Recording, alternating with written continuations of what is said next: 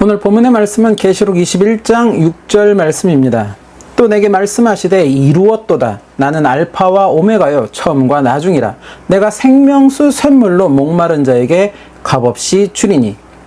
드디어 사단과 짐승 그리고 거짓 선지자와 그를 추종했고 그와 타협했던 모든 무리들은 최종 심판을 받고 불과 유황의 못에 던져져 그곳에서 영원토록 고통을 받게 되고, 그렇게 이전 하늘과 땅 그리고 바다는 다 사라지고 이제 세상엔 새 하늘과 새 땅이 열리게 됨을 계시록 21장은 전하고 있습니다.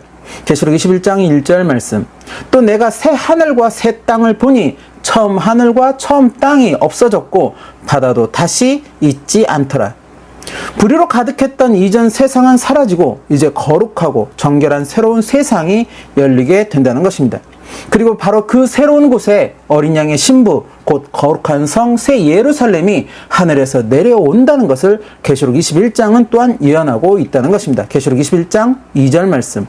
또 내가 보매 거룩한 성 새 예루살렘이 하나님께로부터 하늘에서 내려오니 그 예비한 것이 신부가 남편을 위하여 단장한 것 같더라. 바로 어린 양의 혼인 기약이 이르렀다는 계시록 19장 7절의 예언이 바로 이때 곧 새 하늘과 새 땅이 열리게 될 때 이루어지게 된다는 것입니다. 그 모습을 본 사도 요한은 이제 어떠한 음성을 듣게 됩니다. 계시록 21장 3절에서 4절 말씀.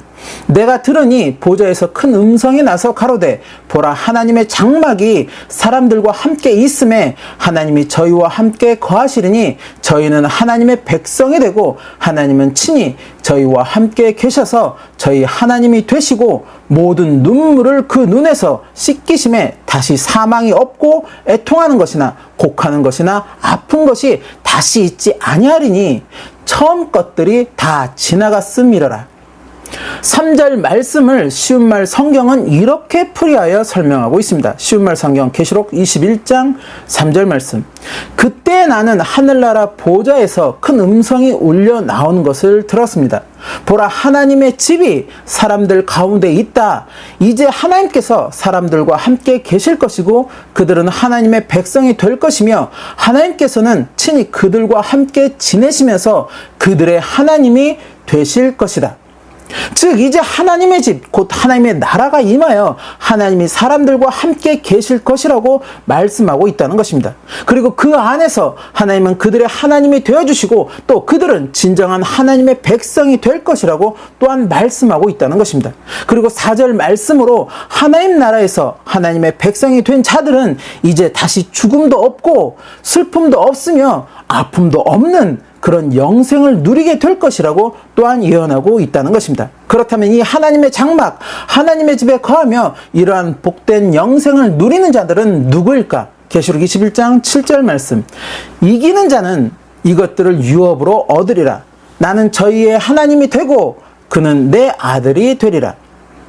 바로 이기는 자들이라는 것입니다. 7교회 서신에서 주님은 각 교회에게 분명하게 말씀하셨습니다. 이기는 자가 되라고.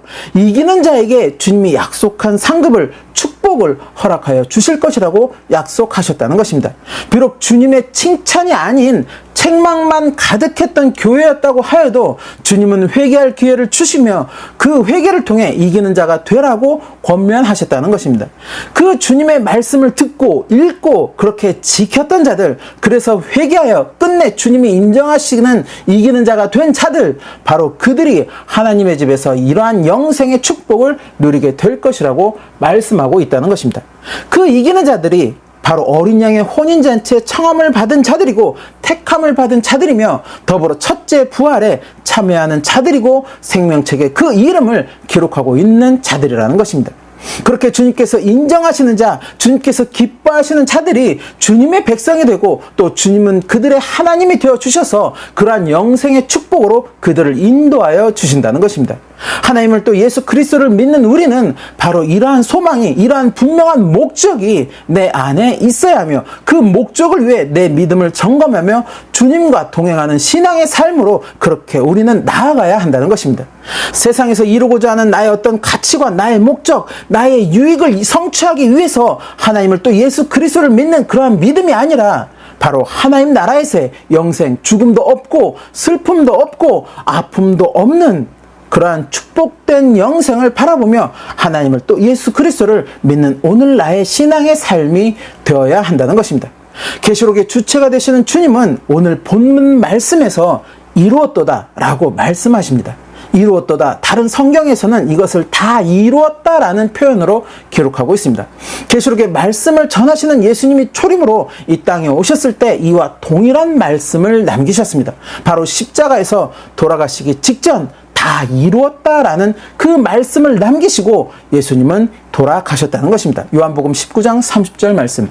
예수께서 신 포도주를 받으신 후 가라사대 다 이루었다 하시고 머리를 숙이시고 영원히 돌아가시니라. 무엇을 다 이루셨다는 것일까? 바로 하나님의 뜻을 다 이루셨다는 것입니다.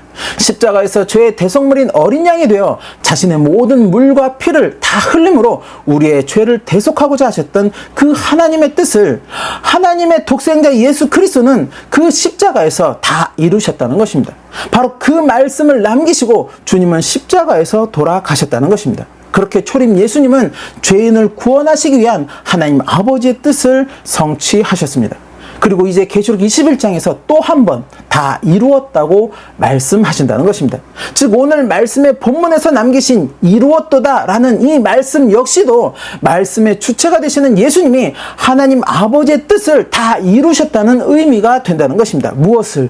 불의한 세상을 향한 하나님의 심판을, 죄인들을 향한 주님의 심판을, 사단과 그의 무리들을 향한 최종 심판을 다 이루셨다는 것입니다. 그리고 언약하신 그대로 하나님을 향한 또 예수 그리스도를 향한 믿음을 온전히 지킨 자들을 향한 또 결코 짐승과 그의 우상에게 경배하지도 아니하고 짐승의 표도 받지 아니하였던 자들을 향한 그렇게 생명책에 이름을 기재하고 있는 모든 믿음의 의인들을 향한 주님의 언약을 그대로 모두 다 성취하셨다는 것입니다. 언제? 바로 새하늘과 새 땅이 열리게 될 때, 거룩한 성 새 예루살렘이 신부 단장하여서 새로운 세상에 내려오게 될 때, 그렇게 예언된 어린 양의 혼인 잔치가 그렇게 열리게 될 때, 바로 그때 하나님의 모든 뜻이 재림 예수님을 통해 모두 다 성취되고 이루어지게 된다라는 것입니다. 바로 이 말씀이 있기에 마지막 때를 사는 우리는 믿음의 인내를 지켜야 한다는 것입니다. 우리 앞에 이 날이 임할 것을 우리는 믿기에 그 날을 소망하며 하나님을 향한 또 예수 그리스도를 향한 믿음을 굳건하게 지켜야 한다는 것입니다. 그리고 그 언약을 믿으며 깨어있는 믿음으로 또 예비하는 신앙의 삶으로 우리는 그렇게 나아가야 한다는 것입니다. 참으로 먼 것만 같은 그날, 영원히 오지 않을 것 같은 그날, 그러나 그 날은 반드시 우리 앞에 임하게 된다는 것입니다. 요새 제가 절실하게 느끼는 것들 가운데 하나는 바로 시간의 흐름입니다. 그저 막연할 것 같은 시간의 흐름, 끝이 보이지 않을 것 같은 그 시간의 흐름, 그러나 분명하게 끝이 있는 시간의 흐름을 느끼게 된다는 것입니다. 학교를 다니는 학생들에게 가장 기다리는 시간이 있다면 그 중에 하나는 아마도 길고 긴 겨울 방학일 것입니다. 겨울 방학의 시작을 맞이할 때 그 방학이 참으로 길 것처럼 느껴지지만 결국에 그 시간은 흘러서 방학의 끝을 만나게 된다는 것입니다.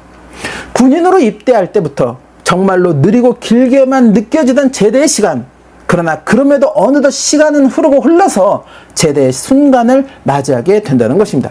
엊그제 새로운 한 해를 시작한 것 같았는데 어느덧 이제 한 해의 마지막으로 가까이 다가가는 그 시간들을 우리는 지금 보내고 있다는 것입니다. 즉, 길 것 같았던 그 시간들이, 안 올 것 같았던 그 시간들이 결국에는 이르게 된다는 것입니다. 그러나 그렇게 끝이 왔다고 또 모든 것이 다 그렇게 끝난 것은 또한 아니라는 것입니다. 하나의 끝은 다시 새로운 시간을 맞이하게 된다는 것입니다. 길고 긴 겨울방학이 끝나면 새로운 학년의 새로운 학기가 시작이 되고 군생활의 끝을 알리는 그런 제대의 순간을 맞이하게 되면 이제 사회인으로서의 새로운 시간을 맞이하게 된다는 것입니다. 한 해가 끝이 나면 다시 새로운 한 해가 시작이 되는 것처럼 우리에게 주어진 이 세상의 삶도 마찬가지라는 것입니다. 이 세상의 삶을 마치는 그 순간을 맞이했다고 해서 내 인생의 모든 것이 다 끝이 아님을, 다시 새로운 영혼의 시간이 우리에게 주어짐을 성경은 분명하게 말씀하고 있다는 것입니다. 아니, 성경뿐만 아니라 세상에 있는 모든 종교가 다 이러한 것을 모태로 하고 있다는 것입니다. 추석 명절을 보내고 있는 지금 기독교를 믿지 않는 가정들에서는 대체로 조상들에게 제사를 드리는 그러한 모습들을 보게 됩니다. 그리고 또 돌아가신 어른들의 기일에 맞춰서 제사를 드리는 그런 모습들 또한 보게 됩니다. 이것은 그 마음에 또 그 생각에 죽은 자의 영혼들이 있음을 믿기에 하는 의식이라는 것입니다. 이처럼 영혼의 존재가 있음을 알게 모르게 인정하면서도 불구하고 그 영혼의 주관자가 되시는 하나님은 부정하려 한다는 것입니다. 그렇게 하나님의 존재를 부정하고 또 하나님의 나라를 부정하며 말씀이 진리가 됨을 부정한다는 것입니다. 그러나 많은 사람들이 부정한다고 해서 있는 것이 없는 것이 되는 것도 아니고 말씀이 진리가 되지 못하는 것은 아니라는 것입니다. 그럼에도 불구하고 하나님의 존재는 또 하나님의 나라는 반드시 존재하며 성경의 말씀이 곧 진리가 된다는 것을 우리는 부정할 수 없다는 것입니다.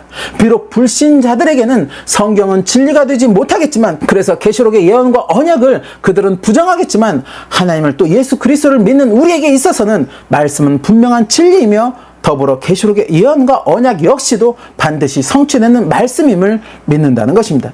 그러나 하나님을 또 예수 그리스도를 믿는다고 하면서도 불구하고 이러한 언약의 믿음이 약해지기 시작한다면, 그래서 말씀을 자신의 편의에 따라 또 자신의 상황에 따라 그리고 자신의 유익에 따라 해석하고 믿고 따르게 된다면 사단의 거짓된 미혹에 이끌려 짐승과 그의 우상을 경배하는 자가 될 수 있는 것이고 짐승의 표를 받는 자가 될 수 있다는 것입니다.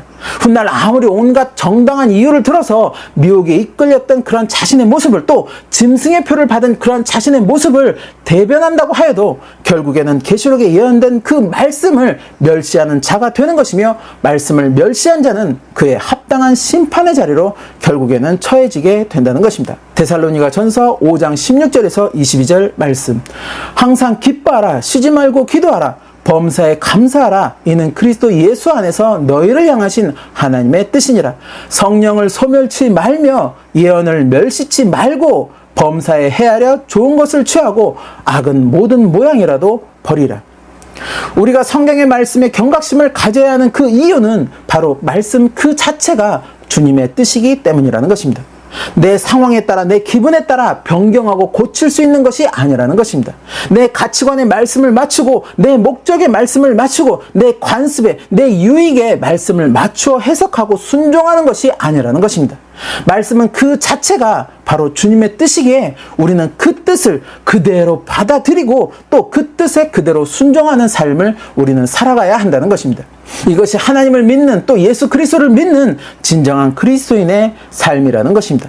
주님은 계시록 21장을 통해 마지막으로 한 번 더 둘째 사망에 들어가는 자들이 누구인지 정의하고 계십니다. 계시록 21장 8절 말씀.